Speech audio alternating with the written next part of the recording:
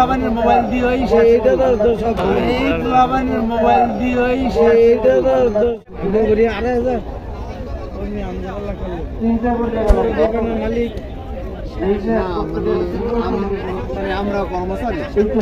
মালিকের বাড়ি আমাকে পাশাপাশি আমি আরেকটা কেন এটা একটা মন্ডপ সব জায়গায় ভিডিও করতে হবে আল্লাহর জিকির করতে হবে ভিডিও মোবাইল দিয়ে এইটা তো সব চাই মনে কিছু নেন মোবাইল না না এই যে বুঝতে পারছি হিন্দু